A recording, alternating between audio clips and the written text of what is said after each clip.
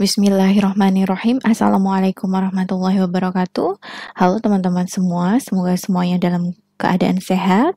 Untuk materi pada mata kuliah praktik akuntansi dagang jasa pada minggu ke-13 ini, insya Allah ini menjadi minggu terakhir untuk pemberian materi atau bahan ajar untuk semester ini ya teman-teman, sehingga nanti di minggu depan insya Allah akan Bu Dani adakan ujian lisan untuk pengganti UAS atau ujian akhir semester yang dilaksanakan secara daring.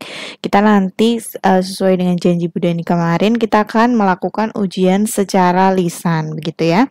Untuk prosedur bagaimana ujian lisannya akan Bu Dani sampaikan kemudian. Baik, di minggu terakhir ini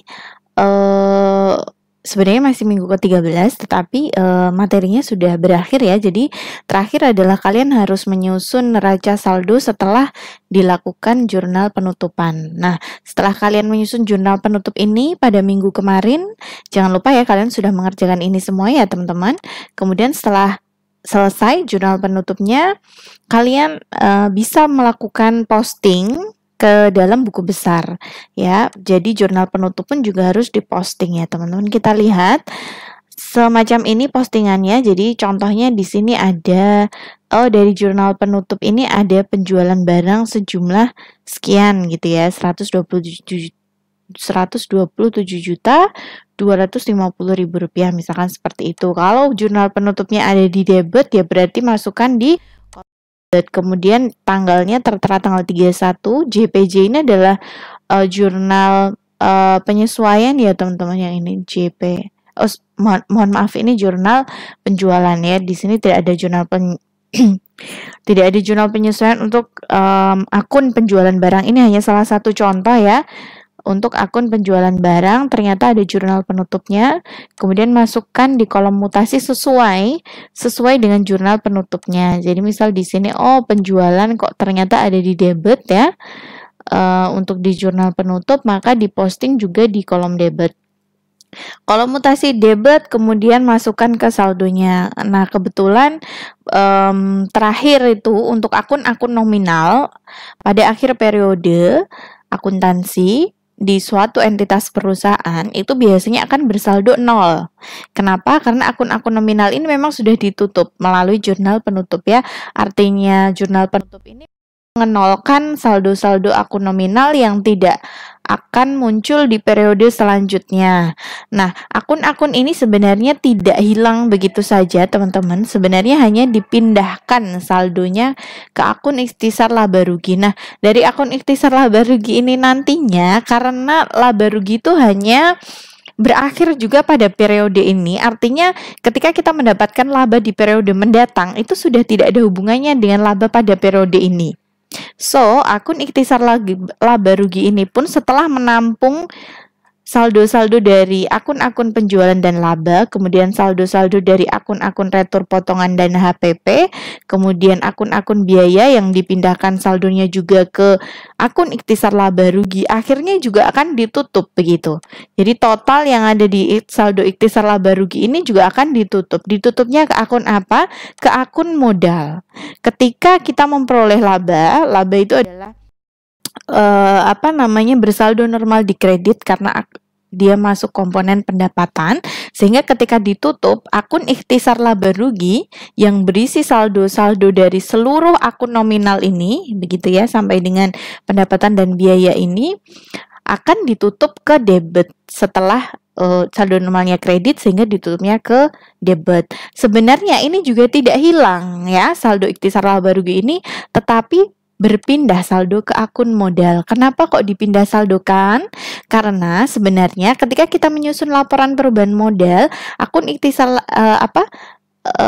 saldo untuk laba yang kita peroleh itu sudah masuk ke saldo modalnya begitu. Jadi kenapa kemudian pada laporan perubahan modal kita lihat laba itu akan menambah modal, sehingga sebenarnya ini sudah masuk ke akun modalnya. Ketika mendapatkan laba maka modalnya meningkat, begitu pula sebaliknya ketika kita rugi maka modal kita akan turun. Nah, seperti itu. Jadi sebenarnya tidak hilang, tetapi hanya dipindah saldokan ke akun terakhir, akun modal. Bu, kenapa harus ditutupnya ke akun modal?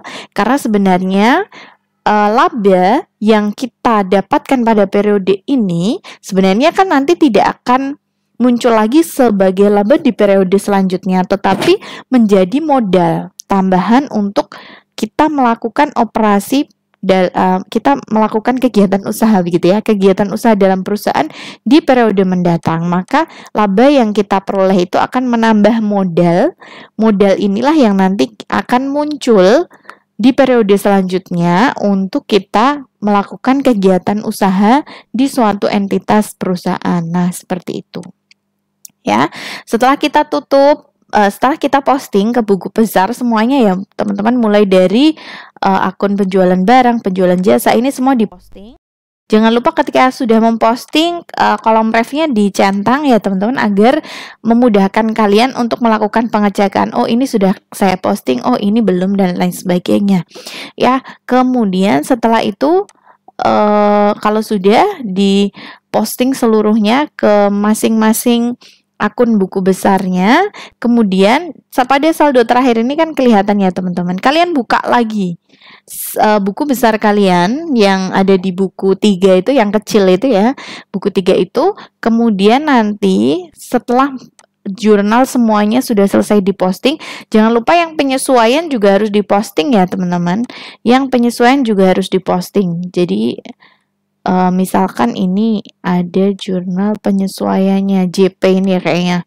Ini jurnal penyesuaiannya. Jadi, oh ternyata pada biaya pengangkutan pembelian nomor rekening 510 itu saldonya sudah 0. Sehingga nanti pada saat menyusun neraca saldo setelah penutupan buku atau neraca saldo penutupan, itu sudah tidak muncul lagi. Jadi akun-akun ini tidak usah ditulis lagi teman-teman. Jadi akun ini memang sudah tidak ditulis. Kenapa? Karena sudah tidak ada saldonya. Sehingga cukup kalian menuliskan akun-akun yang masih ada saldonya. Baik, Bu Dani akan lihatin untuk yang di kas misalkan ya. Ini ada buku besar kas dengan nomor rekening 100. Pada akhir periode setelah penutupan ya, kebetulan memang tidak ada jurnal penutup untuk akun buku besar, maka yang terakhir kita masukkan saldonya adalah 255 juta sekian ini, misalkan seperti itu ya teman-teman.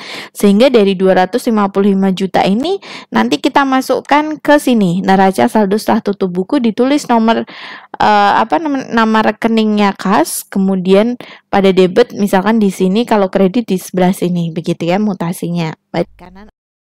Sehingga nanti memudahkan ketika untuk melakukan penjumlahan. Jadi neraca saldo setelah tutup buku ini tentunya namanya neraca, berarti ketika kalian memasukkan nanti antara saldo pada kolom debit dengan kolom kredit harus selalu sama atau balance atau seimbang begitu ya.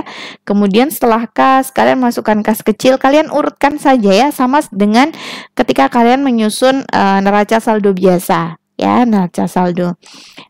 Ini kas kecil, kemudian kalian hanya tinggal masukkan saldo akhirnya saja yang ada di sini. Kas kecil, kemudian angkanya 14 juta sekian pada kolom debit. Kalau debit ya debit, kalau saldonya bersaldo di kredit seperti cadangan kerugian piutang ini ya berarti kalian masukkan di bagian kredit gitu ya. Begitu saja teman-teman, diselesaikan ya, mulai dari buku besar dengan nomor rekening 100 sampai dengan yang terakhir yakni nomor rekening 90. Ini mulai dari akun yang bersaldo nomor rekening 100 sampai 900 kalian harus masukkan ke neraca saldo setelah tutup buku. Tetapi catatannya adalah kalau yang sudah tidak bersaldo atau saldonya 0 tidak perlu ditulis ya. Tidak perlu ditulis misalkan nih biaya pengangkutan pembelian 0, tidak perlu. Ini dihilangkan saja. Begitu. Jadi hanya cukup kalian membuat list atau daftar nama-nama akun atau nama-nama rekening yang masih ada saldonya beserta jumlah saldonya. Kalau saldonya ada di kredit ya di kredit, kalau di debit ya di debit. Nah, begitu saja teman-teman, ini adalah komponen terakhir. Kemudian sebenarnya masih ada tambahan untuk daftar piutang dan daftar utang. Kalian nanti bisa melihat dari saldo terakhir pada buku pembantu ya teman-teman. Jadi kan kita ada buku pembantu utang sama buku pembantu piutang. Lah nanti kalian tinggal masukkan saja daftar saldo piutang itu saldonya dari CV apa, PT apa, saldo terakhirnya berapa. Kalau daftar saldo utang, berarti kalian melihat di buku besar pembantu utang, atas nama PT siapa saja, saldo terakhirnya berapa. Itu yang terakhir di buku kalian. Jangan lupa minggu ini diselesaikan seluruhnya sampai dengan daftar saldo piutang dan utang ya. Jadi satu buku selesai. Untuk buku 2 itu dan buku 3 itu harus selesai semuanya. Termasuk di buku 3 itu sudah harus ada posting dari tidak hanya dari jurnal umum dan khusus, tetapi juga ada posting dari jurnal penyesuaian dan juga jurnal penutup.